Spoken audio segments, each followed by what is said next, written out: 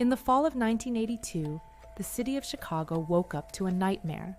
7 people, healthy and ordinary, suddenly collapsed and died. Their only connection? They had all taken something found in almost every home in America: extra-strength Tylenol. This wasn't just a medical emergency. It was the start of one of the most terrifying mysteries in modern history.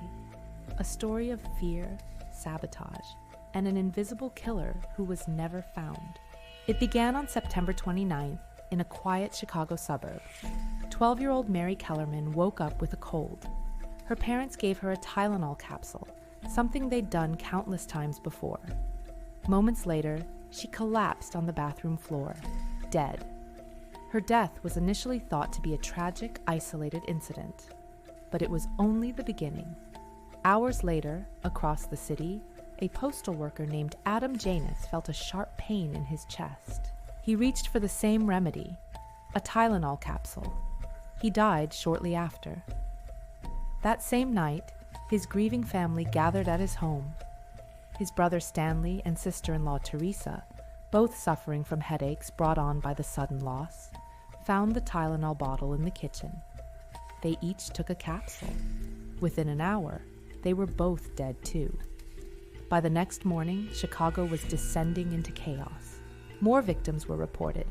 Mary Reiner, a new mother, Paula Prince, a flight attendant, and Mary McFarland, a woman who worked at a local phone company. There was no link between them, no social connection, no shared location, except for one horrifying detail. They had all taken extra-strength Tylenol. First responders and doctors were baffled.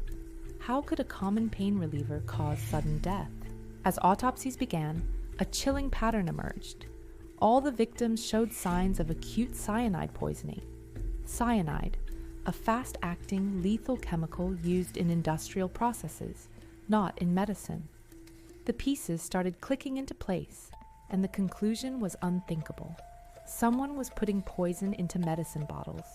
Police, firefighters, and public health officials launched a citywide alert.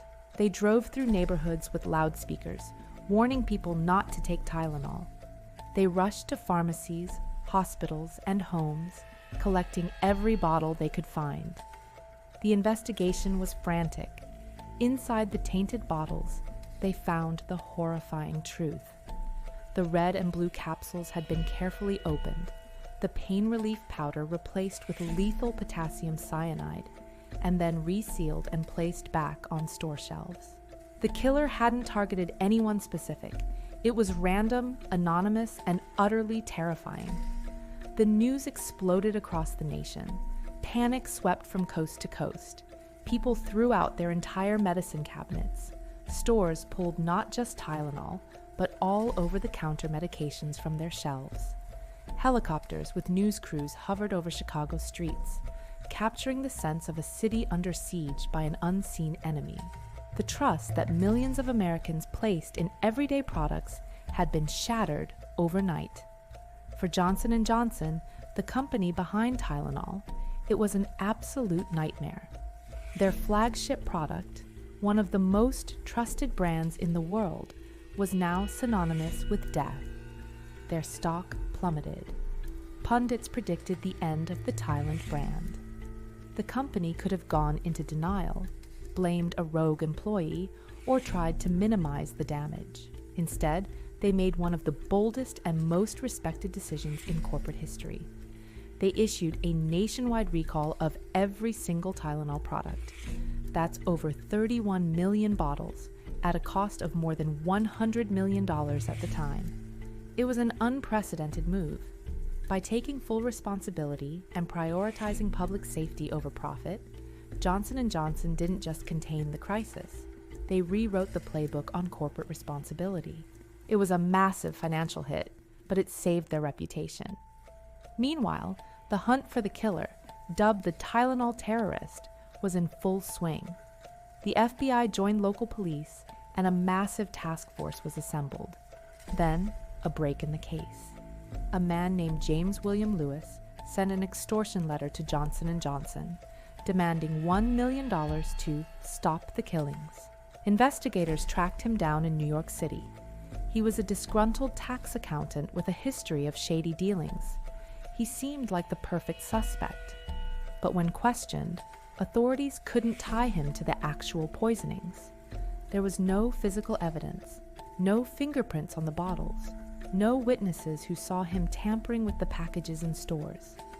Lewis was convicted of extortion and spent 13 years in prison, but he always maintained his innocence regarding the murders. The case went cold. The poisoner had vanished as quickly as they appeared, leaving behind a trail of death and a nation forever changed. The Tylenol murders had a lasting impact that you can still see today. Before 1982, medicine bottles were easy to open, but after the crisis, the entire industry was forced to change. Tamper-proof packaging became the law. Those foil seals you have to peel off, the plastic rings around bottle caps, the blister packs that encase individual pills, all of these were introduced to prevent another attack like this from ever happening again. The safety of consumer products became a national priority. But the central mystery remains. Why? Why did someone do this? Was it an act of revenge against Johnson & Johnson? A twisted attempt to create chaos? Or was it a dark social experiment designed to see how society would react to an invisible terror? For decades, the case file gathered dust, but technology never stops evolving. In recent years, the investigation has quietly been reopened. Forensic scientists are re-examining the original evidence, hoping that modern DNA technology can pull a profile from the old packaging. There are theories. Some investigators believe the killer might have been a disgruntled employee from either Johnson & Johnson or a supplier. Others wonder if it was a form of corporate sabotage. But without a confession or a DNA match, these are just whispers. The 7 victims: Mary Kellerman, Adam Janus, Stanley Janus, Teresa Janus, Mary Reiner, Mary McFarland, and Paula Prince, were ordinary people going about their lives. They became the unwilling catalyst for a revolution in consumer safety. Every time you open a medicine bottle and hear that click of a safety seal or tear through a foil barrier, you're interacting with their legacy. They are the silent guardians of our trust in the products we use every day. The killer was never caught. It's possible that the person who committed these heinous acts is still out there, living a quiet life, watching a world that was forever altered by their actions. The case proves a chilling truth.